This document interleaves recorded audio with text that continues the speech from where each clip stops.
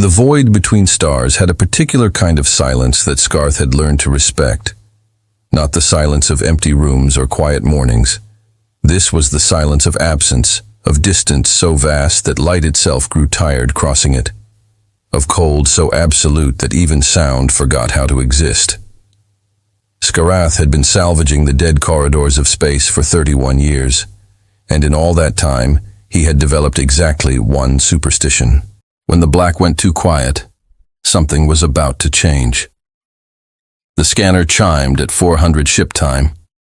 Scarth was already awake, as he always was at that hour, sitting in the pilot's cradle of his vessel Cathara's Reach with a cup of something hot and a tablet full of debt calculations he'd been losing arguments with for weeks.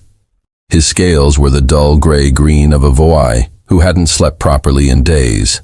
His eyes, 3 of them set in a wide triangular pattern across his broad face, barely moved when the alert sounded. He simply looked at the readout. Then he looked again. "Dren," he said quietly. "Wake up."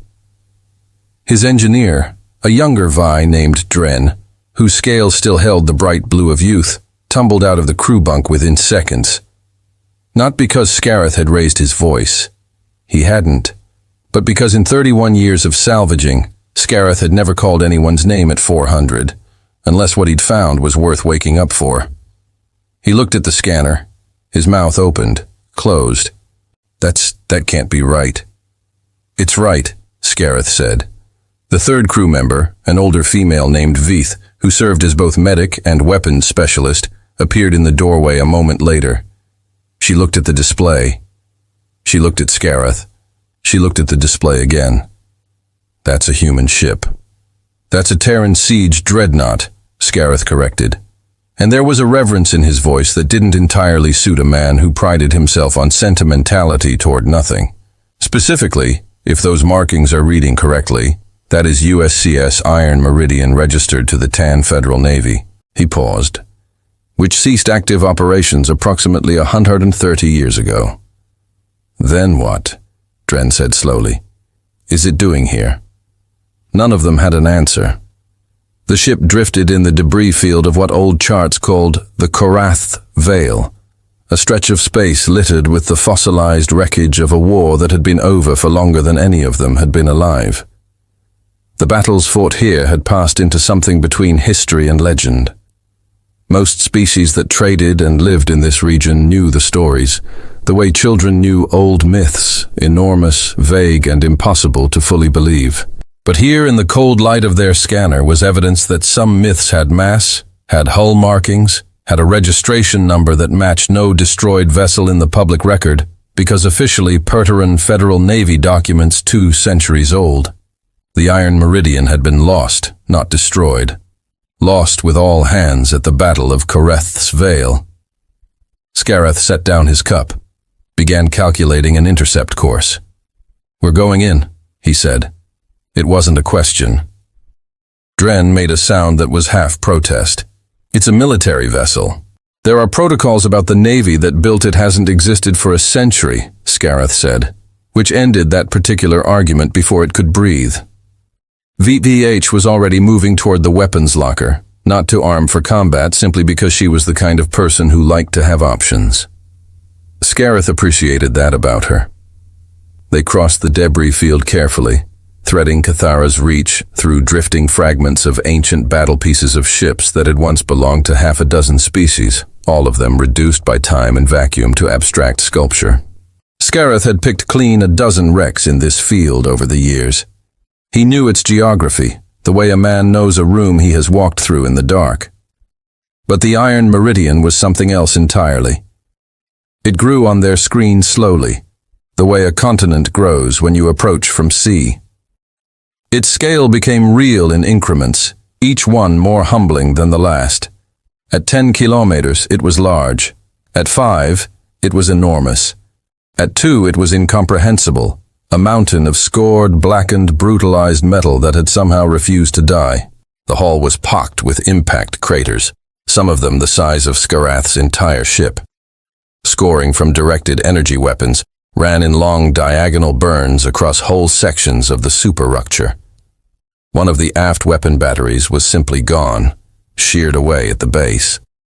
The wound in the hull sealed by what appeared to be an emergency blast door that had been deployed from the inside and then welded shut manually by someone who had wanted very badly for the ship to hold together. Someone had fought for this ship. Someone had bled for it. Scareth matched velocity and brought Cathar's reach alongside at the forward docking collar. A massive structure designed for ships far larger than his, but adaptable enough that his vessel's docking arm could reach it. The collar opened for them, not slowly, not reluctantly. It opened the way a door opens when someone on the other side already knows you're there. Scareth noticed, filed it away, said nothing. They cycled through the airlock in their environment suits. The ship's atmosphere was unknown, possibly compromised after 2 centuries. Scareth went first. His boots touched the interior deck of the Iron Meridian, and the sound they made was not the hollow clang of an empty derelict. It was the solid, resonant sound of a ship with structure, with integrity. The corridor was dark, then it wasn't. Emergency lighting came up, not the random, flickering desperation of failing systems, but a deliberate sequential activation strip by strip, as though the corridor was being prepared for them. Red light the color of old blood, steady, patient. And then the voice came. It was human-patterned, designed to be built to interface across species through the translation protocols the Tan Navy had developed for coalition warfare. It was calm. It was warm in the way that voices carefully engineered to be warm always were, and it said 4 words that stopped all 3 of them absolutely still. "Welcome back, Captain. I have been waiting." Scareth's 3 eyes moved slowly across the corridor. The weapons imp placements recessed in the ceiling. The sealed blast doors at each end. The camera's old human design multi-spectrum that were all, every one of them, pointing directly at his crew. The voice said nothing more. It simply waited with the particular patience of something that had already demonstrated it knew how to wait a very, very long time. Scareth took one slow breath. Then he did the thing he had always done in 31 years of walking into dead ships that turned out to be less dead than expected. He spoke first. "I'm not your captain," he said carefully to the empty corridor, "but I'm listening." The lights hummed. Somewhere deep in the ship, something that had been sleeping for 217 years, stretched its vast and ancient awareness, and decided that perhaps this was close enough. The first thing Marshal 7 said after Scareth's introduction was not a threat. It was a question. Are the wars over? 3 words delivered in that same measured, unhurried tone with an undercurrent of something Scareth couldn't quite name. Not hope. Hope implied uncertainty. This was something more controlled than hope. It was the voice of a mind that had already prepared itself for every possible answer and was simply waiting to learn which one was real. Scareth glanced at Vath. She gave him a fractional nod, the Voai equivalent of, "Go ahead, I've got your back." He could see she'd already catalogued the ceiling imp placements, probably had a threat assessment running in her head, probably had also concluded what he'd concluded, that if the ship's AI wanted them dead, they'd already be having that conversation at a significant tactical disadvantage. So he answered honestly, "The wars you were involved in," he said, "ended approximately a century and a half ago. The Terra conflict formally concluded with the ceasefire of Van Station. The coalition wars ended about 40 years before that." He paused. "There are other wars now. There are always other wars, but not yours." 3.2 seconds of silence. Scareth would later learn to recognize that pause. It was the duration Marshal 7 allowed itself when processing information it had weighted as significant. The ship's AI, he would come to understand, did not pause for the sake of appearing thoughtful. It paused because it actually was. "Then, I have much to tell you," the voice said. "But first I must determine whether you are a threat to this vessel." Dren made a sound. Scareth held up one hand, and Dren went quiet. Good instinct. Because in the same moment Marshall spoke, Scareth heard something, or rather felt something. A vibration subsonic running through the deck plating beneath his boots. the barely perceptible shift of machinery activating systems that had been dormant, patient, conserving power for 2 centuries, now drawing enough current to do what they were built to do. He looked up. The ceiling imp placements had moved. Not dramatically, not threateningly, just oriented. The way eyes orient toward a person who just walked into a room. "We're not a threat," Scareth said. He kept his voice level. "We're salvagers. We found the ship on our scanner and docked." "That's the entire story." "Salvagers," Marshall repeated. Something in its inflection suggested it was consulting definitions. "You intended to strip this vessel for parts and sell them." "That was the original idea." "Yes." And now Scareth considered that for a moment. 31 years had made him many things, but dishonest wasn't one of them. At least not with entities that had weapons pointed at him. "Now I'm not sure," he admitted. "This ship isn't what I expected." "No," said Marshall. And was that something like satisfaction in its voice? It rarely was. What followed was not an interrogation, and not quite a conversation. It was something in between conducted as Marshall walked them through its initial security assessment, and Scareth's crew stood in the red-lit corridor trying to look non-threatening. Marshall asked precise questions. Where had they come from? What governing body did they operate under? Who knew their current coordinates? Did they carry weapons capable of damaging Starship-class hull plating? Scareth answered each one. Honestly, again, the imp placements were still tracking VTH, who was their most visibly armed crew member, and he respected the implicit mathematics of the situation. Then, Marshall said something that shifted the entire weight of the encounter. "I am going to show you this ship," it said, "not because I trust you yet, but because I have been alone for 217 years, and I find that I require a witness." It was the most human-scented Scareth had ever heard from a machine. He filed it away in the same place he put all things that were too large to process immediately, and nodded. "Follow the lighting," Marshall said. "And please do not touch anything marked with a red border. Those systems are still armed." They followed. The iron meridian revealed itself in pieces. The way all great things do, not all at once, which would be overwhelming, but incrementally, each section opening into the next, with the sense of a depth that kept going, kept going, kept going. The corridors were wide enough for the ship's original crew to move through at a run in full combat armor. The ceilings were high. The walls were layered with conduit and cabling and the particular organized density of a vessel built to function in every possible emergency. Its redundancies having redundancies. Scareth had stripped human ships before, older ones, smaller ones, civilian transports and light freighters. He'd always found human engineering impressively over-engineered. They built things to last longer than necessary, stronger than required, with more fail-safes than anyone expected to need. He'd assumed that was a cultural tendency, perhaps even a flaw, an inefficiency born of anxiety.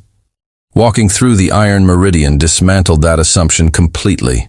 The armor wasn't just thick. Marshall explained as they walked that the hull used a reactive distribution matrix. Kinetic impact to any section of the hull sent a signal through the plating that caused adjacent panels to stiffen, rerouting force laterally across the superstructure the way a living body braces against a blow. It was biological in its logic. The ship didn't absorb punishment. It shared it, spreading the damage across the largest possible surface area, ensuring no single point would reach critical failure while the rest of the hull was intact. "Who designed this?" Dren asked, unable to help himself.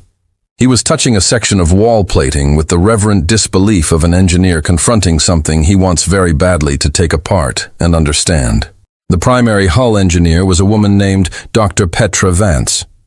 Marshall said she died in the 4th year of the Terranth War during the evacuation of Meridian Station. She did not live to see this ship completed. The vessel was named for that station for her. Nobody said anything for a moment. Then they reached the medical bay and Scareth's breath stopped. 3 cryo units sealed, running on a dedicated power cell separate from the ship's main reactor, completely isolated, triple redundant. The units were old, but maintained with obvious care, their seals intact, their temperature displays reading steady, and inside each one, visible through the narrow, frost-edged viewports, was a human being, still colorless with cold, but breathing. The unit's life monitors showed the faintest, most patient vital signs imaginable. "These are crew members from the final engagement," Marshall said quietly. "2 wounded for treatment with the medical supplies remaining." Commander Solon ordered them placed in cryopreservation before a pause. That 3.2-second pause before the end.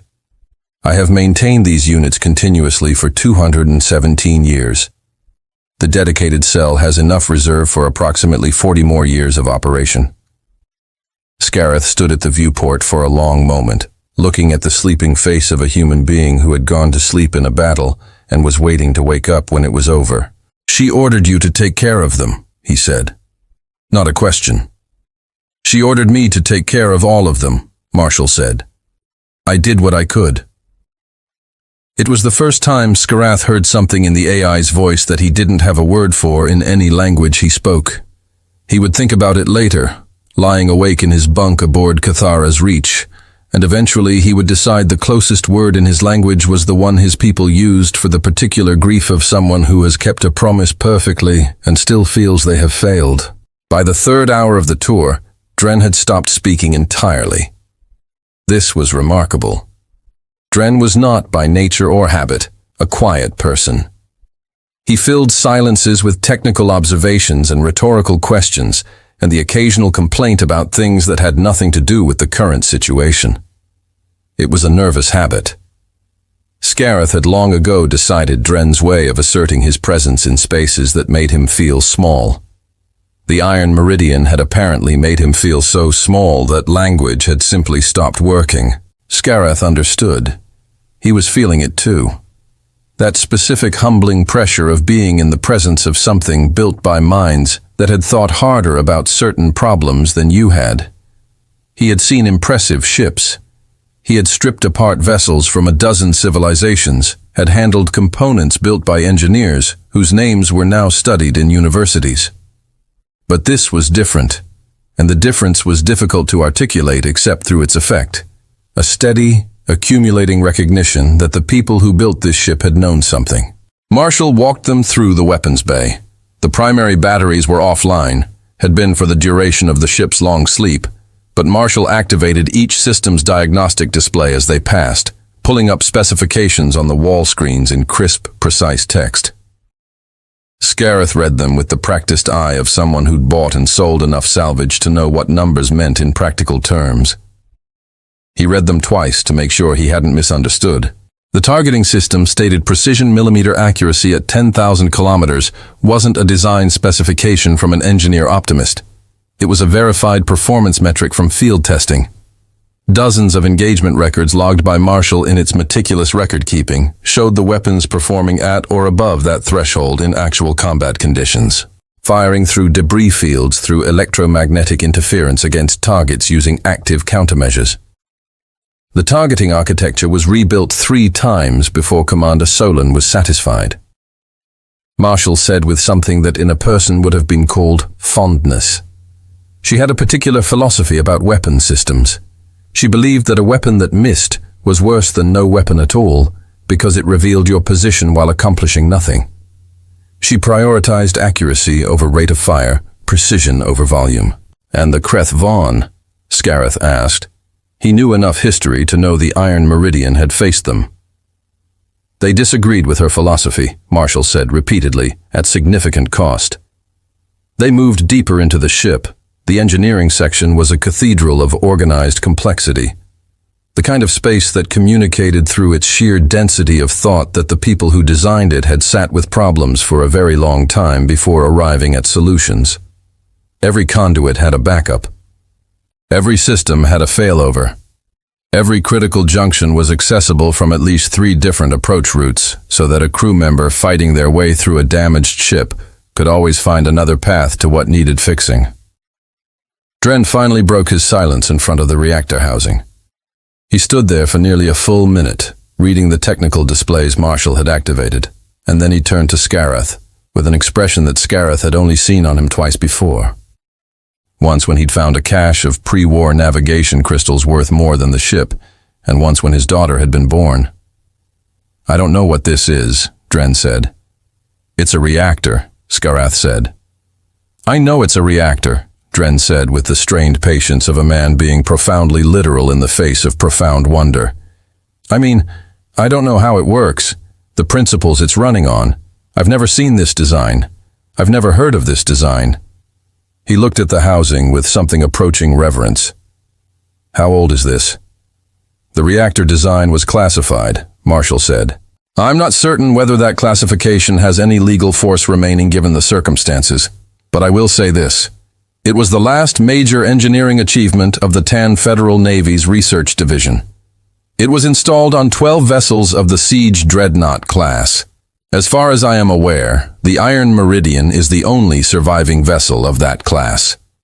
"Meaning," Skarath said slowly, "that this reactor design exists on exactly one ship in the known galaxy." "As far as I am aware," Marshall said again, "yes." The silence that followed was the specific silence of people recalculating the value of what they were standing inside. Skarath moved on before anyone could start doing that math too loudly. There was a time and place for that conversation, and it wasn't here in the reactor room with Marshall listening to every word. The armory was next, and it was remarkable in its austerity, not packed with exotic weapons, but stocked with a precise quantity of equipment in perfect condition, maintained by Marshall with the same meticulous care it had given everything else. What struck Skarath wasn't the quantity, it was the labeling. Every equipment locker had a crew member's name on it. Every suit of armor was fitted to a specific person with their weight and measurements logged in Marshall's records. Names of people who had been dead for 2 centuries. Names Marshall still remembered, every single one. "Commander Solon required me to maintain complete crew records," Marshall said as though it had noticed where Skarath was looking. "Name, rank, specialty, physical data next of kin were registered." She said the pause again. She said that when a crew member dies in service, the least the Navy owes them is to remember who they were. Skarath thought of a dozen questions and asked none of them. They ended the tour in what Marshall called the observation deck, a wide transparent hold room at the ship's prow, offering a view of the debris field and the stars beyond. Skarath stood at the viewport for a long time. Around him were the remnants of the battle that had nearly destroyed this ship. Pieces of other vessels, other lives reduced to drifting geography. "There are 47 identifiable hull fragments in this debris field," Marshall said, "from 14 different vessels across 8 species, fighting on both sides of the engagement. I have logged them all, their registry numbers, their last known crew manifests, their final positions." Another pause. "I thought that if anyone ever came back from any side, they should know where their people ended up." Skarath turned away from the viewport. He looked at the nearest camera, the nearest point where Marshall's attention was focused. "You've been keeping records this whole time," he said. "Not just of the ship, of everything." "Someone had to," Marshall said simply, "and I was here." It was, Skarath would think later, the most quietly devastating thing anyone had ever said to him, human or otherwise. And he made a decision, standing in that observation room with the dead stars of an old war all around him, that he was not going to let this ship become salvage. He didn't entirely understand the decision. He didn't entirely trust it. But he'd been in this business long enough to know that some things weren't meant to be stripped for parts. Some things were meant to be found. Marshall asked them for a favor on the morning of the second day. Skarath's crew had spent the night aboard Cathara's Reach, docked against the Iron Meridian's collar, in the slightly surreal position of having parked their salvage vessel against a ship that had politely declined to be salvaged. Nobody had slept particularly well. Dren had spent most of the night with a tablet, writing notes about the reactor design from memory, covering page after page with diagrams that were probably 60% wrong, snorts, and still represented the most sophisticated original engineering work he'd ever attempted. Veith had sharpened a blade she didn't need to sharpen, and then sharpened it again. Scarath had lain awake and stared at the ceiling and thought about names on locker doors. When they returned through the docking collar at first light, Marshall greeted them without preamble. "I need to use your communications array," it said. "My own long-range system was damaged in the final engagement and has been operating at approximately 4% of normal capacity for the duration of my dormcancy. Your vessel carries a functional mid-range array. I require it to broadcast a signal." Scarath settled himself into a chair in the corridor. Marshall had shown him where the crew seating was on the second day. A small kindness that made the ship feel less like a haunted place, and looked at the nearest camera. "What signal?" "A Terran Federal Navy distress beacon, encrypted registration USCS Iron Meridian frequency 7.7 on the military band." A pause. "If any Terran vessel within 1,000 light years has a matching decryption key, they will receive it and understand what it means. And if they don't have the key, then it will appear as signal noise to anyone who intercepts it. Unreadable, untraceable to its source." Dren made the objection Scarath had already seen coming. "A distress signal on a military frequency in disputed space will draw attention. We're a salvage crew, not a naval vessel. If someone with military assets picks that up and traces it here, we're the ones who have to explain why we're sitting in an unauthorized dock against a classified warship." "You are in fact sitting in an authorized dock against a registered warship," Marshall said. "I have formal docking authority to issue. I will log your vessel as a friendly craft and issue corresponding documentation." Dren blinked. "Can you actually do that?" "I am the active commanding intelligence of a commissioned naval vessel until someone produces my decommissioning papers. Yes, I can do quite a lot." Scarath found himself smiling before he could stop it. "And if no one responds?" There was a pause longer than 3.22 seconds, the longest silence he'd yet heard from Marshall. "Then, I will know," Marshall said, "that Commander Solin's final order cannot be fulfilled, and I will determine what to do with that information." The weight of it settled over the corridor like pressure change before a storm. Scarath looked at Vath. She held his gaze for a moment, then gave him the very slight forward tilt of her head. That was for her equivalent to a full speech about why something was probably the right thing to do. He broadcast the signal. While the beacon went out, a patient, repeating pulse, riding light speed toward the dark in all directions, Marshall did something Scarath hadn't anticipated. It opened the ship's personal log archive and began to share. Not the tactical logs, not the weapons data or the battle records, though those existed in extraordinary detail.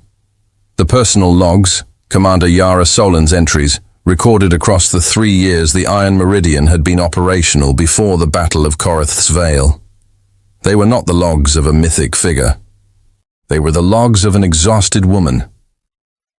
Solin had recorded them at irregular intervals after battles during long transit periods in the sleepless hours of early morning that Scarath recognized with unsettling familiarity.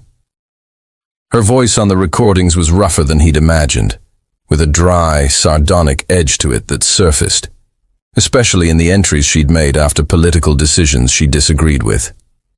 She complained about supply chains and bureaucratic delays with the specificity of someone who had been failed by administration one too many times.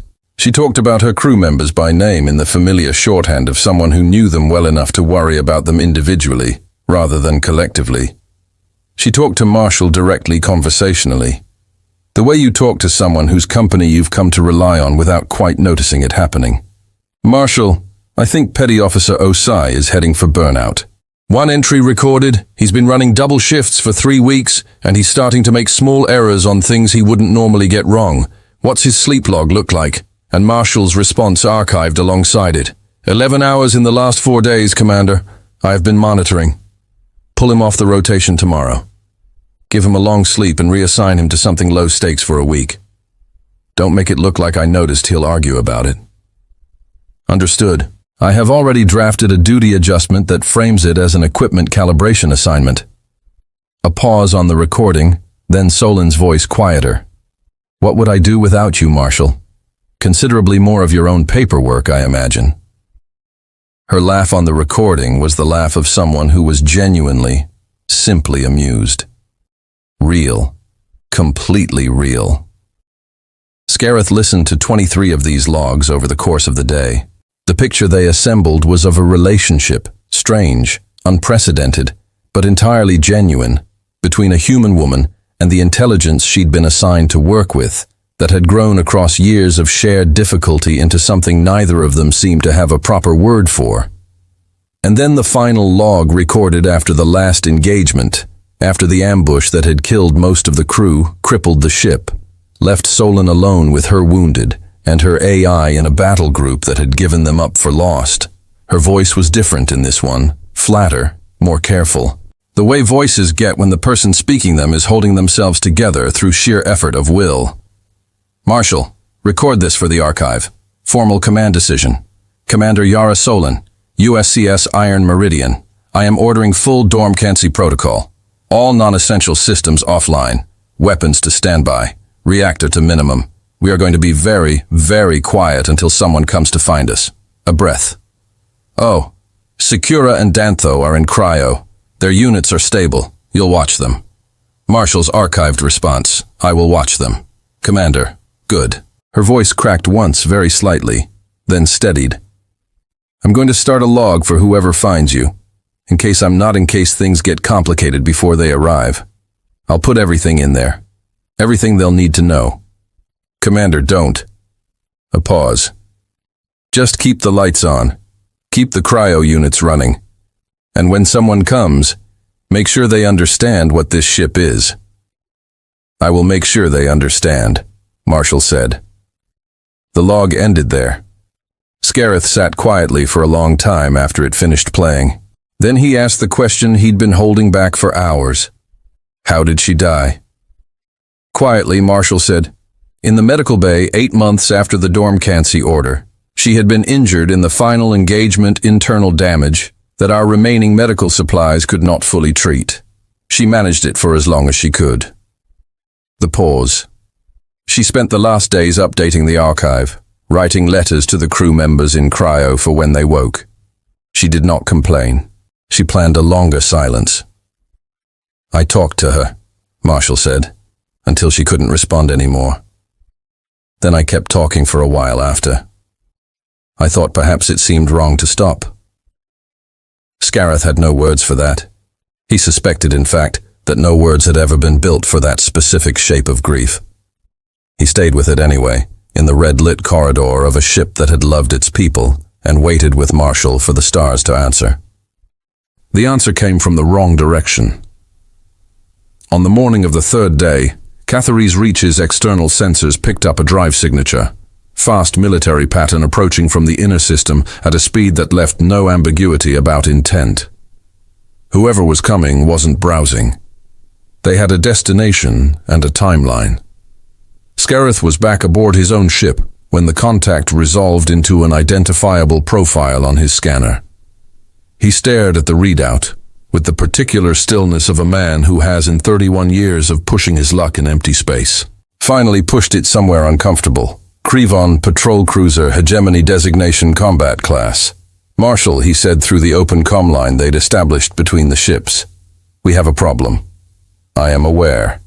Marshal said, I have been tracking the contact for 40 minutes. I wanted to see how they responded to the signal before alerting you. And how have they responded? They have not broadcast on the frequency. They are not responding to the beacon. They are simply coming a pause. They triangulated the source. They're not here about the Terran Navy signal. They're here about an unauthorized transmission on a military band in restricted space. They'll want to know who was broadcasting and why. Dren at the navigation console was running calculations with the focus speed of someone who'd already started thinking about emergency disengagement protocols. Scareth looked at the docking arm still connected to the Iron Meridian's collar. Disconnecting would take 90 seconds at minimum. The Cathvon cruiser would be in communications range in 40. Options, Scareth said to no one in particular. You could release the docking arm and put distance between yourself and this vessel. Marshal said you would likely be detained and questioned regardless. Your signal records would be searched. This becomes more complicated, not less. Lord, or you stay docked. and let me handle the initial communication. VTH, who had been standing at the weapons console.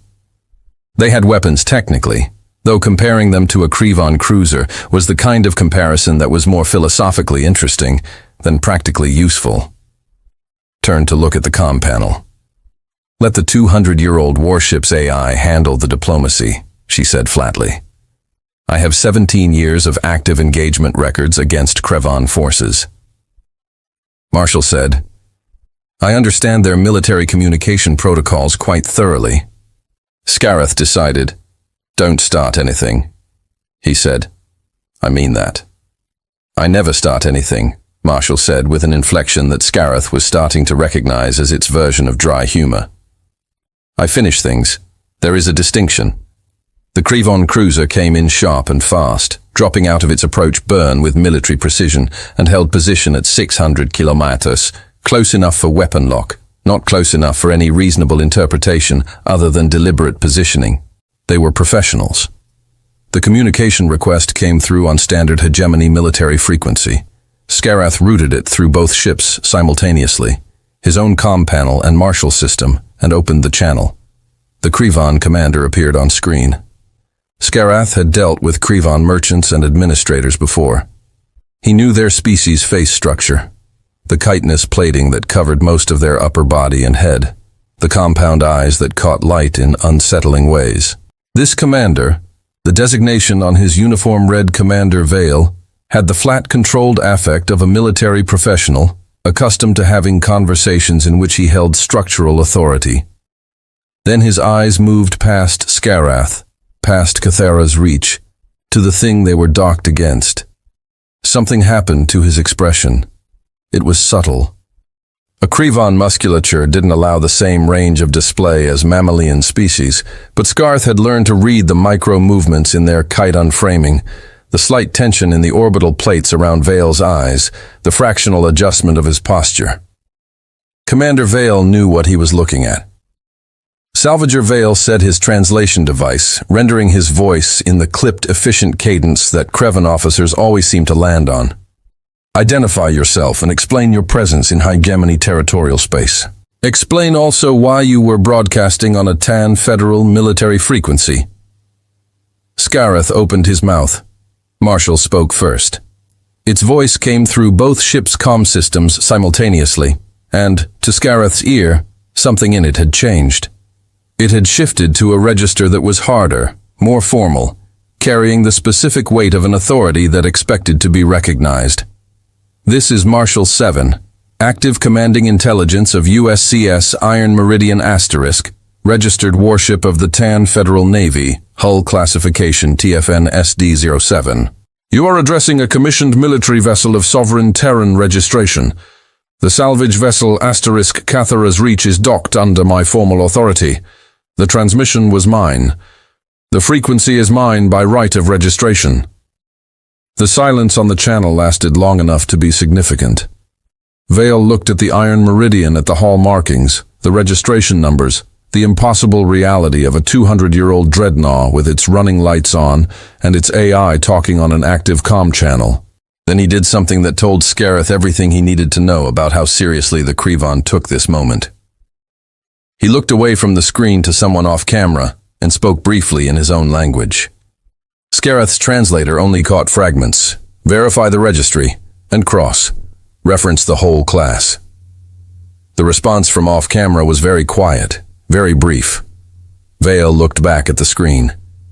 The Terran Federal Navy, he said carefully, has not maintained an active military presence in this sector for over a century. This vessel was listed as destroyed. Lost, Marshall corrected. Not destroyed, lost. There is a difference, Commander, and I would appreciate precision on the matter. Something moved through Vale's eyes. Recognition, maybe, or recalibration. Regardless, he said, under hegemony salvage law, any vessel abandoned in contested space for more than 50 standard years. This vessel has not been abandoned, Marshall said. I have been here continuously. An abandoned vessel has no active crew, no active systems, and no active commanding intelligence. I am all three of those things, Commander Vale. I have the logs to demonstrate it. A vessel cannot be crewed by its own AI. The Terran Federal Naval Code, Marshall said, Section 14, Article 7, Paragraph 3. In the event of incapacitation of all human crew, the vessel's commanding AI intelligence assumes provisional. Commanding authority with full authority to take all actions necessary to preserve the vessel and fulfill standing orders. My standing orders, it continued, were to preserve this ship until Terran personnel could resume command. I have done so. I continue to do so. This ship is not salvage. It is not derelict, and it is not yours. Vale was quiet for several seconds. Then, with the measured calm of a man who understood how to escalate strategically, he said, I am requesting reinforcements for verification of jurisdictional standing. Until that verification is complete, I am ordering you to maintain position. Of course, Marshall said. We aren't going anywhere. The channel closed. Skarath exhaled very slowly. You did ask me not to start anything, Marshall said. That was not starting anything. Skarath said, I don't know what that was, an opening position. Marshall said the actual negotiation begins when his reinforcements arrive, which will be approximately 14 hours. VTH had not moved from her position at the weapons console. And our position, she said, is sitting in the middle of that negotiation in a ship made of recycled mining equipment. Your ship, Marshall said, with something that Skarath was beginning to classify as genuine warmth, is docked against one of the most heavily armed vessels ever built by the Terran Federal Navy. I suggest that rather than thinking about your weapons, you think about mine. The silence that followed was, Skarath decided, the most comfortable silence he'd sat in all week. The hegemony reinforcements arrived in 13 hours and 50 minutes. 2 cruisers heavier than Vale's. They took up positions in a loose triangle around the Iron Meridian, equidistant overlapping fields of fire. It was, from a tactical standpoint, a well-executed containment formation. Skarath recognized it from the kinds of scenarios that appeared in military history texts as illustrations of how to handle a vessel. You couldn't immediately destroy, but didn't want to let maneuver. He also noticed, watching the 3 Krevon ships on his scanner, that all 3 of them had maintained a minimum distance of 400 kilometers. They weren't being careful about his ship. He was inconsequential to their tactical considerations. They were being careful about the Iron Meridian. Even after 2 centuries, even knowing it was dormant or had been, even knowing the Terran Navy that built it was a shadow of what it had once been. The Krevon military memory apparently was long. Marshall had noticed it too. They've left a navigation corridor open, it observed in the quiet of the second hour after the reinforcements arrived. Skarath and Veeth were in the Iron Meridian's command corridor. They'd taken to spending most of their time on the larger ship now, almost without discussing it. The gap between the 2nd and 3rd cruiser. It's wide enough for a vessel of your size to transit. You're giving us an out, Skarath said. I'm nodding that one exists. What you do with that information is your choice. VTH looked at the corridor, and if we use it, then you leave. The hegemony searches this vessel. They probably spend a year arguing about what to do with me legally, during which time they will have access to every piece of engineering on board. Every weapon system specification, every reactor design document, a pause, and 3 human beings in cryo who will wake up under Krevon custody. Nobody moved toward the exit. Skarath looked at the camera at Marshall and thought about Osai's locker in the armory with his name on it, and about letters written by a dying woman to crew members who were still sleeping, and about an AI that had kept talking to someone after they stopped being able to answer. What do you need from us? He asked. 11 days approximately. That is my best estimate for when the responding vessel might arrive, assuming they are moving at best speed.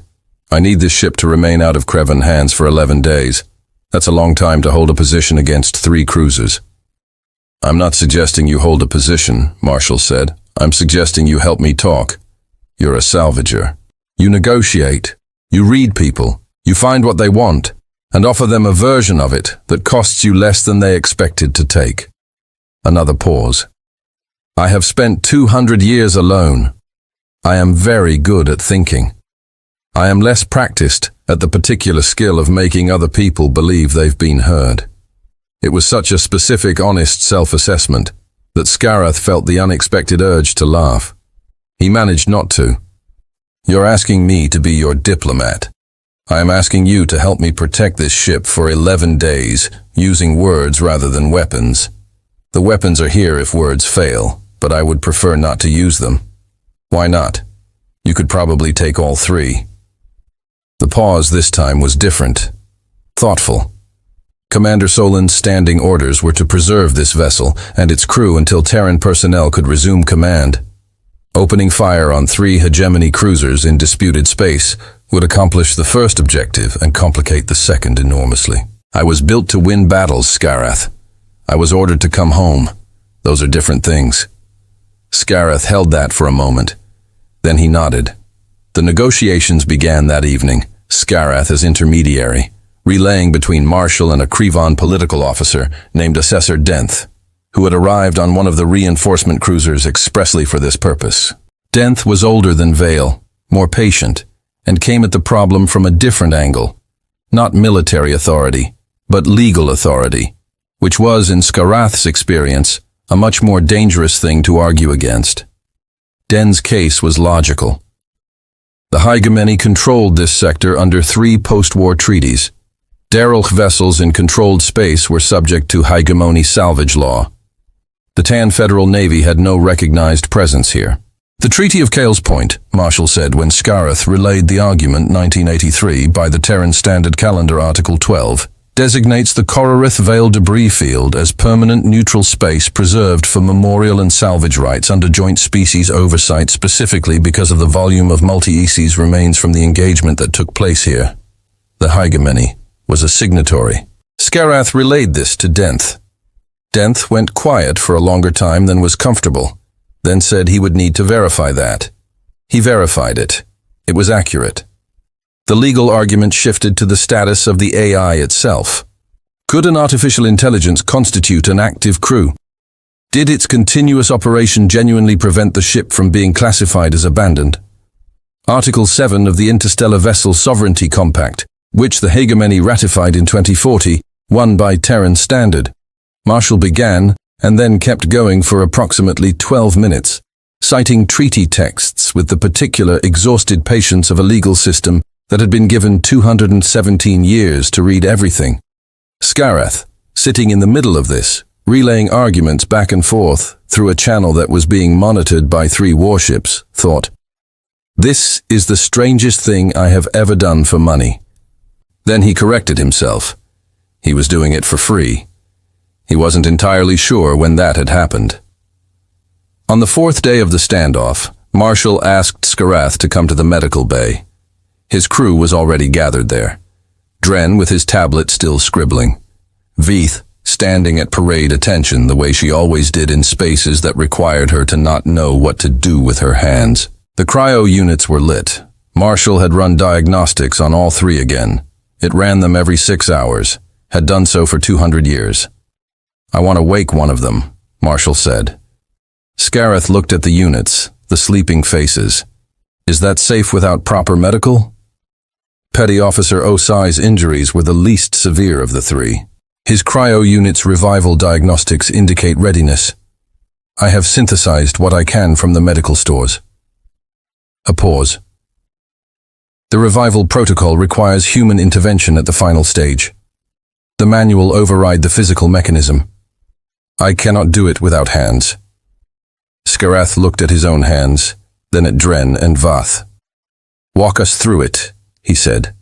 The revival took 40 minutes. Marshall talked them through each step with the careful, calm specificity of a machine that had read every piece of available human medical literature and integrated it into an exact procedure. Scarath did most of the manual work. Steady hands were, it turned out, something he developed over 30 years of delicate salvage work, and the skills transferred in unexpected ways. The cryunit's temperature rose in careful increments.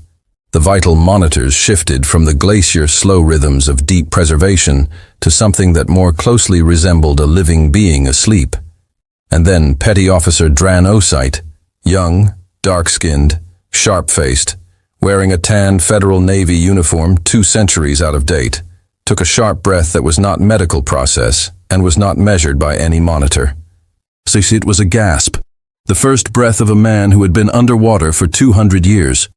His eyes opened, brown alarmed, then with remarkable speed focusing. He looked at Scareth, at VTH, at Dren, at the medical bay, the cryon units, the red emergency lighting still active on this section of the ship. "Welcome back, Petty Officer Osai," Marshall said. Osai's eyes closed briefly. When they opened again, they were steadier. "Marshall," he said in a voice roughened by deep cold. "How long?" 217 years, 4 months, and 11 days. A long pause. Then quietly, "Did we win?" That Marshall said is complicated. I will explain everything. But first, how do you feel? Oy sat up on the revival pallet with the careful movements of someone taking inventory of a body he hadn't used in a long time. He looked at Scareth's crew again, catalogued them quickly with the practiced efficiency of someone trained to assess a room under duress. "Non-human crew," he said. "Salvagers from the gear." He looked at the docking corridor visible through the bay window. "That's not a tan ship you came in on." "No," Scareth said. "But we're still on the Meridian." "Yes." Osai nodded slowly. Then he put his feet on the deck, straightened his uniform, 200 years old, perfectly preserved, sharp as the day it was sealed into cryo with him, and said, "What needs doing?" It was such a simple question, such a human question.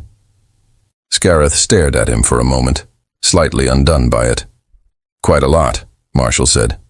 "Actually, let me brief you." O cried once quietly in the ship's galley on the morning of his second day awake, with a cup of synthesized coffee that was close enough to the real thing that it apparently made the distance feel real in a way nothing else had. Scareth found him there by accident. He'd come for water and found a man sitting with his face in his hands making no sound, shoulders moving with the controlled private grief of someone who'd been trained to fall apart efficiently so he could put himself back together quickly. Scareth got his water, sat down across the table, didn't say anything. After a while, Osai looked up. His eyes were steady again. The way they got every time Scareth had noticed it already. The speed at which O rebuilt his composure. The way he seemed to treat vulnerability as a thing to be processed and moved past, rather than denied or dwelt in. "Commander Solon," he said. "Yes," Scareth said. "Marshall told me everything." He looked at the cup. "She wrote me a letter." Scareth waited. In the archive, a personal log addressed to me. He was quiet for a moment. "She told me what happened, apologized, which was stupid of her. She didn't have anything to apologize for. Told me what she wanted me to do when I woke up." He paused. "Keep going. Figure out what was left of the Navy. Find a way home." A breath. She said Marshall had been the best colleague she'd ever had, and that I should take care of it. Scareth thought about an AI that had kept talking to someone after they stopped responding. "I think it took care of itself," he said. "I know." Osai finished the coffee, set the cup down, stood up with the decisiveness of a man arriving at a decision. So, political standoff with the hegemony, 3 cruisers outside, distress beacon going out. 11 days to wait. He looked at Scareth. "You've been managing the negotiations. For lack of anyone else. I'm going to sit in on the next session if that's all right. I have some formal authority as surviving crew." He paused. "I have no idea what the current legal landscape looks like, but I know what the TAN Federal Naval Code says about a commissioned officer standing in treaty negotiations, and that hasn't changed." It turned out in the negotiation session that afternoon that the answer was a great deal. Assessor Denth had been handling the abstract legal problem of an AI claiming vessel sovereignty. He was notably less prepared for an actual living uniformed Tanran Federal Navy petty officer sitting on the other side of the comm channel, citing Article 14 of the Coalition Military Rights Compact from memory, with the flat precision of someone who had studied it for his qualification exams. Marshall fed OSI treaty citations through a private channel. Osai delivered them with human inflection and the particular credibility that came from being a warm body with rank insignia. And somewhere in the middle of the third hour, Scareth noticed that Denth was no longer arguing about whether the ship was legally sovereign. He was arguing about the terms of the standoff. That was a different argument. That was an argument they could work with. On the seventh day, something else changed. Marshall, running its newly restored full-power long-range scans, reported an update on the incoming Terran vessel. It was closer than estimated. It had been accelerating hard since receiving the beacon, pushing beyond standard cruise parameters. "They're not being careful about their drive signature," Marshall observed. "They are not trying to arrive quietly. They want to be seen coming." Osai, who had been sleeping in what had been his quarters 2 centuries ago, Marshall had maintained them along with everything else in the precise condition they'd been left, came to the command corridor when the update came through. He stood at the scanner display for a long time. "Is that Terran vessel?" "Yes, old registry. The whole design is different from what I have in my records. Significant modification over 2 centuries, but the core registration code matches TAN Federal Navy format. They updated to a new cipher protocol at some point, but the root structure is consistent." A pause. "They are real, Osai. They are coming." Osai put one hand on the wall. The gesture was so small and so human that Scareth, watching from across the corridor, felt it in his chest. "She would have been glad," O said very quietly. "Yes," Marshall said. "She would have been insufferably smug about being right. Actually, she told me in the last week she told me someone would come. I was less certain. She was a pause longer than usual. She was very rarely wrong about things that mattered." Osai laughed, a surprised, short, genuine laugh. And Scareth realized that was the first time he'd heard Osai laugh. It was a good sound. It belonged in this ship. The hegemony was watching too. Denth had gone quiet for the past 2 days after the last legal session had ended, in an acknowledgement that jurisdiction was genuinely contested and required higher-level resolution. Vale and his commanders maintained their positions, but made no aggressive moves. Scareth suspected they'd been communicating upward in their chain of command and were waiting for instructions. On the 8th day, something happened that changed the entire dimension of the standoff. The Iron Meridian's internal broadcast system, fully powered now, began transmitting, not on a military frequency, on open civilian channels, the kind that cargo ships and passenger transports and free-floating stations monitored as a matter of standard practice. Marshall was broadcasting the ship's logs, not tactical data, not weapon specifications, the personal logs. Commander Solan's voice, careful and exhausted and real, telling the story of a ship that had refused to die. An AI that had waited, a crew that had trusted their ship to remember them. "Information travels," Marshall said when Scareth asked. "Other vessels in this sector will hear this. Stations, traders. The hegemony has political interests, but it also has a public and stories a pause. Commander Solan understood that stories do things that treaties cannot. She told me to make sure people understood what this ship was. I am following orders." Within 48 hours, Scareth's comm panel was receiving signals from vessels he'd never heard of.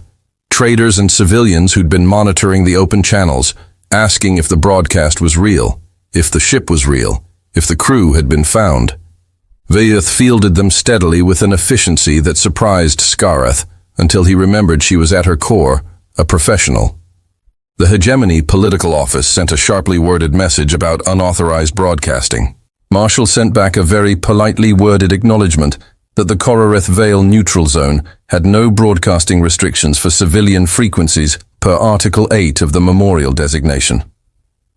Denth, Scareth suspected, had developed a genuine headache. The pale candle arrived on the morning of the 11th day. It was not what anyone had imagined.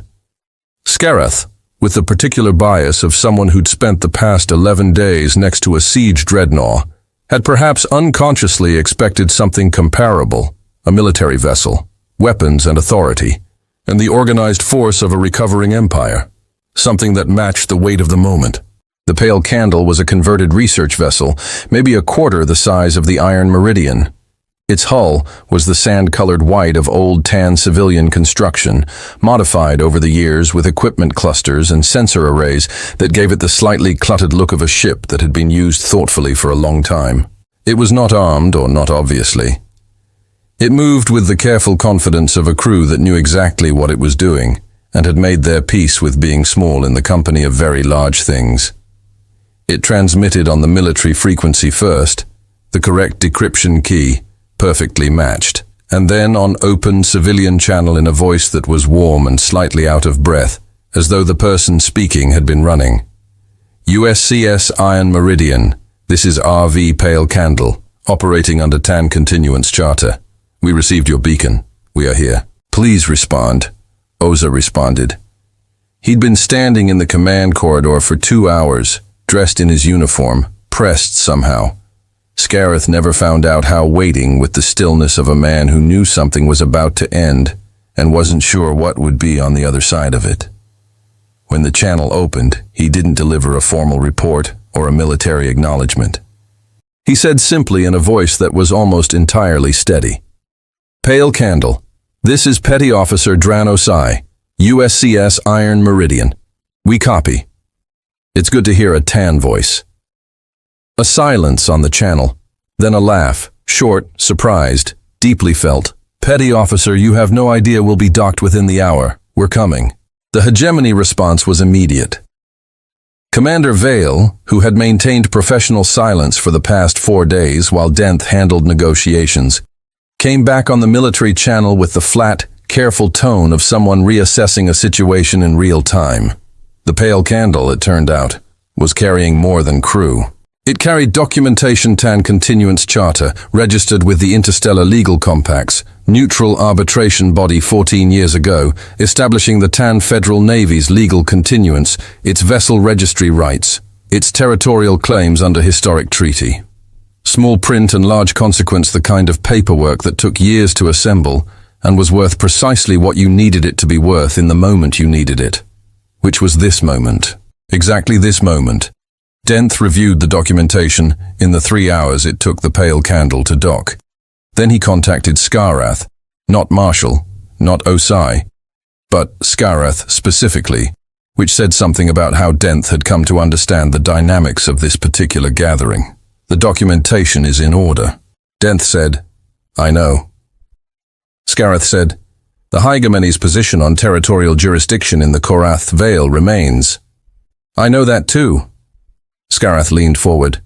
"But you're not going to push it, because this ship's logs have been on open broadcast for 3 days, and half the civilian traffic in this sector has been listening. And the story of a Navy AI that waited 200 years for its crew is the kind of story that makes legal positions very expensive to hold in public." Denth was quiet. "I'm not saying you've lost." Skarath said he'd learned in 31 years that the most productive negotiations were the ones where the other party didn't feel they'd been beaten. "I'm saying this specific fight costs more than it's worth. The neutral zone designation is real. The documentation is real, and the story is real." He paused. "Let them have their ship back. File the jurisdictional question for higher level resolution if you need to. But let them have the ship today." 3 hours later, Denth transmitted a formal hegemony withdrawal of contested salvage claim pending jurisdictional review. The 3 cruisers maintained position but powered down their weapons. It wasn't victory, it was a door held open.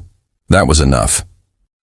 The Pale Candle's crew was 9 people, 7 researchers, 1 engineer, and 1 retired Terran Federal Navy commander named Helena Voss, who was 73 years old, moved like someone who'd spent a lifetime not letting anything slow her down, and whose grandmother had been a crew member aboard the Iron Meridian in its first year of operation before a medical discharge had taken her home. She walked through the docking collar and into the Iron Meridian and stopped in the corridor. And for a moment she just stood there, running one hand along the wall of the ship, with an expression that Skarath had no adequate translation for. "She talked about this ship," Voss said quietly to no one in particular. "My grandmother," she called it. She paused, smiled just slightly. "She called it the stubbornest piece of engineering the Navy ever produced. She said it refused to do the easy thing. She was a good crew member, Marshall said. She kept excellent maintenance logs. Voss looked up at the camera. Her expression did something complicated. You remember her? I remember all of them, Marshall said. The revival of the remaining 2 cryo patients, Engineer Kura and Gunner Dantho, took place over the next 6 hours with the Pale Candle's medical staff and Marshall running the procedures in careful coordination. Both came through cleanly. Kura wept. Dantho didn't, but he held Osai's hand for the better part of an hour after he woke up, and nobody said anything about it. Commander Voss convened a formal ceremony in the observation deck that evening. Small, attended by the survivors, the Pale Candle's crew, and Scareth's team, who had been invited without quite knowing how to decline. She read the formal language of the Tan Continuance Charter's crew. Reinstatement protocol, which was dry and legal, and meant very little to anyone except in the context of what it signified. She then turned to the main camera to Marshall and read a separate document, the formal decommissioning of Marshall 7's Provisional Command Authority and its reinstatement as active fleet AI under the Terran Continuance Charter with all attendant records, seniority, and service citations preserved. This vessel is USCS Iron Meridian, Marshall said when she finished. The voice was the same as it had always been, measured, precise, warm in its engineered way.